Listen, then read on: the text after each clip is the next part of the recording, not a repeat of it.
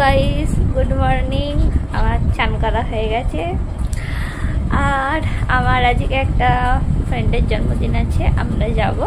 দেখুন আমার কাছে কে চলে এসেছে, আমার প্রিয় বান্ধবী সুস্মিতা। High high.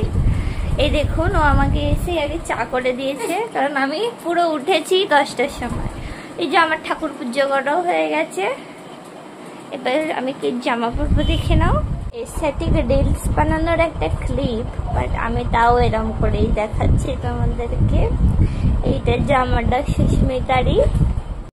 বন্ধুরা, আমরা অরণ্যদের বাড়ি চলে এসেছি।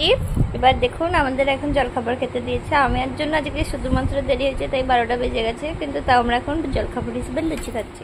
অনেকগুলো লুচি। জন্মদিনের মেয়েটা একটা জামা পরেনি, পুরোনো জামা পরে আছে। এই দেখুন একটা মেয়ে, আর এই দেখুন আমার প্রিয় বান্ধবী সুস্মিতা পরে। হ্যালো গাইস, এই দেখো আমাদের দুপুরবেলার খাবার চলে এসেছে। বিরিয়ানি অ্যান্ড মাংস, চিকেন চাপ। অরুণার মা রান্না করেছে, দোকানের মতোই দেখতে হয়েছে, বুঝতে পেরেছো গাইস। এই যে আমার বন্ধু সুস্মিতা। কেন এরকম আবছা হয়ে যাচ্ছে যে রূপসা, আমি নিজেকে দেখাবো না, কারণ এই দেখো এবার আমাদের কেক কাটা হচ্ছে। এই যে পারতে গাল একটা বেকার কেক কাটছে। ও নতুন জামা অনেক আছে, বার করে পরবে না, গরম করছে বলে। আর এই যে কেকটা, এই দেখুন আমাদের নতুন একটা বান্ধবী চলে এসেছে, দুপুরবেলা এসেছে যে। এই যে আমাদের রূপসা।